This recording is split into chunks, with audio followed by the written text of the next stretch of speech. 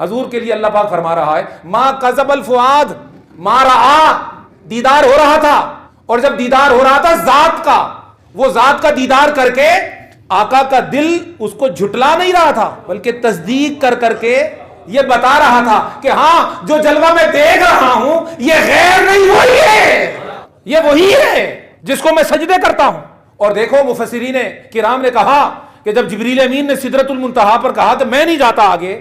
تو آقا نے یہ نہیں فرمایا کہ اچھا بھائی اب ہمارا کیا ہوگا، اور وہاں کھڑے ہو کے مراقبہ کر کے اللہ پاک سے یہ نہیں کہا کہ مولا کسی اور کو بھیج، بلکہ حدیث کیا بتاتی ہے، حضور خود بتا رہے ہیں کہ جب جبریل نے کہا میرے پر جلتے ہیں، میں تو آگے نہیں جاتا، میری لمٹ ہو گئی، آقا نے مسکرا کر فرمایا آپ ٹھہریے، ہم آئے۔ وہ سفر بھی لامکاں کا ہے، جنہوں نے ابھی تک یہ ادارہ نہیں دیکھا مجھ سے 10 دفعہ پوچھتے ہیں حضرت کہاں ہیں یہ، جنہوں نے رستہ نہ دیکھا ہو وہ 4 مرتبہ پوچھتے ہیں، اور جو روز آتے جاتے ہوں وہ ٹھگ کر کے آتے ہیں، جنہوں نے دیکھا ہوا ہو رستہ وہ ٹائم بھی نہیں لگاتے، سوال بھی نہیں کرتے، اور کوئی جانے کی بات کرے تو وہ کہتے ہیں آؤ میں لے کے چلتا ہوں، میں نے دیکھا ہوا ہے۔ تو اگر حضور نے رستہ دیکھا ہوا نہ ہوتا تو جبریل نے جب کہا تھا کہ آقا میں نہیں جاتا تو تھوڑا تو گھبراتے معاذ اللہ، اب میرا کیا ہوگا۔ جیسے ہی جبریل نے کہا میرے پر جلتے ہیں، آقا مسکرا کر فرمایا میں تمہارے پر جلتے ہیں، تم پر بچاؤ، بھائی آپ کے پر جلتے ہیں نا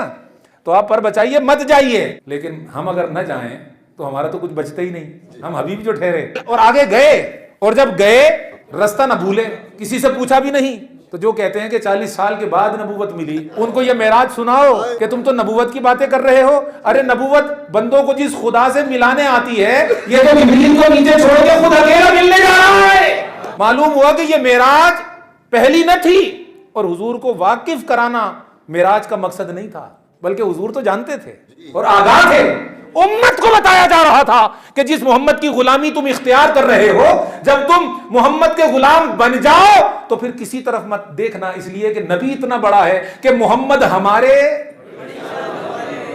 ہمارے بڑی شان والے، لگاتے ہیں نعرہ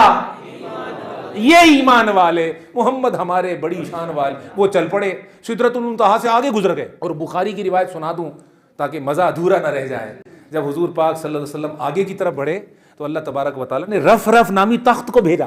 کہ سلطان کائنات اکیلا نہ آئے، یہ رف رف نامی تخت ہے، اے حبیب وہ تو براق تھا، پھر جبریل کی سنگت تھی، اب وہ نیچے رہ گئی، مگر پھر بھی بغیر اعزاز کے نہیں آنے دوں گا۔ حدیث بخاری بتاتی ہے رف رف نامی تخت کو بھیجا کہ جب اکیلے آ رہے ہیں تو اکیلے نہ آئیں، تخت پر سوار ہو کر آئیں۔ سلطان کائنات کا اکیلے آنا یہ اس کی شان کے خلاف ہوتا ہے، بڑی شخصیت کا ایسے پیدل اکیلے آنا ہمارے قانون میں یہ شان کے خلاف۔ رف رف نامی تخت کو بھیجا، حضور رف رف پر سوار ہوئے، پھر جتنا مقدور تھا وہ تو حضور جانے اور رب جانے۔ جب سفر طے ہوا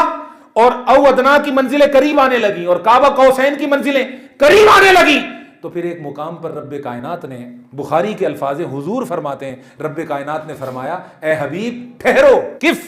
ٹھہریے، یا محمد ان ربک یصلی، اے حبیب اب تک تو آپ آ رہے تھے، اب آپ ٹھہر جائیں، اب یہاں تک آپ آئے تھے۔ ان ربک یصلی، صلی یصلی مطلب قریب ہونا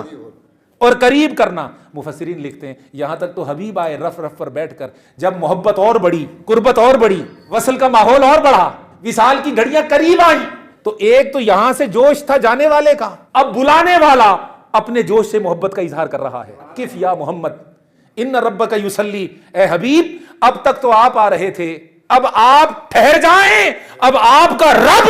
آگے بڑھ کر آپ کا استقبال کر رہا ہے، اب آپ کا رب آگے بڑھ رہا ہے اپنی شان کے مطابق اور آنے والے مہمان کا استقبال کر رہا ہے، یصلی آپ پر صلات بھیج رہا ہے۔ اور پھر یہ قربت اتنی بڑی کہ قرآن مجید کہتا ہے قاب قوسین، آج کی رات قاب قوسین، وہ جو 2 کمانیں تھیں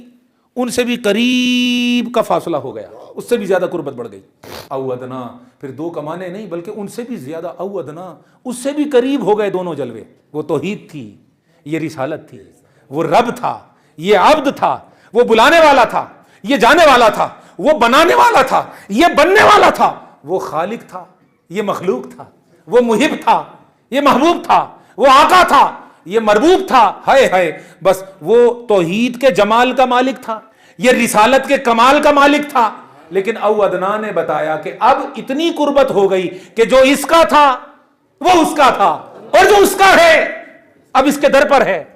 لہٰذا جس کو وہ چاہیے اس کو اس کے در پر آنا پڑے گا۔ اعلیٰ حضرت نے اس اختیار کلی کی، یہ نمائندگی کی کہا، فرمانے لگے میں تو مالک ہی کہوں گا کہ ہو مالک کے حبیب،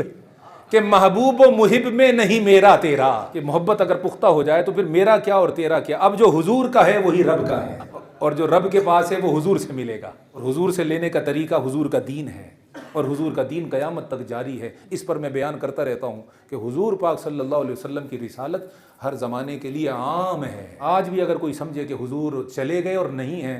مسلمان نہیں ہے ابھی وہ، یعنی کامل مسلمان نہیں ہے وہ، ورنہ اسلام تو حضور کی موجودگی کو فیل کرواتا ہے، ایسی فیلنگس دیتا ہے کہ مسلمان کو حضور کے علاوہ نظر ہی کچھ نہیں آتا۔ ہم جس میں بس رہے ہیں وہ دنیا تو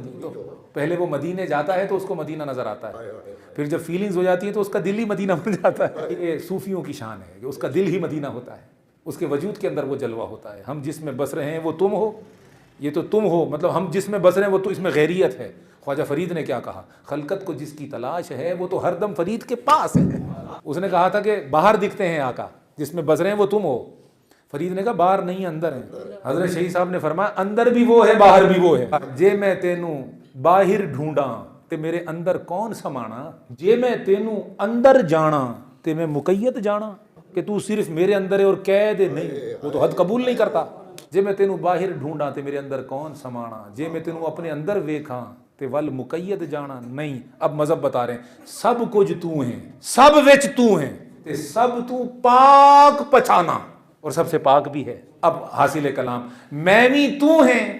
تے تو بھی تو ہیں، یہ نہیں کہا کہ تو بھی میں ہے، نہیں، میں بھی تو ہیں تے تو بھی تو ہیں۔ اتھے گامن کون نہیں مانا، گامن کی، عرفان کی، فرحان کی، زید کی، بکر کی یہاں کیا حیثیت ہے، سب یہاں گم ہے۔ جیسے سمندر میں قطرہ گم ہے، ایسے ہی غلام حضور کی رسالت میں گم ہے،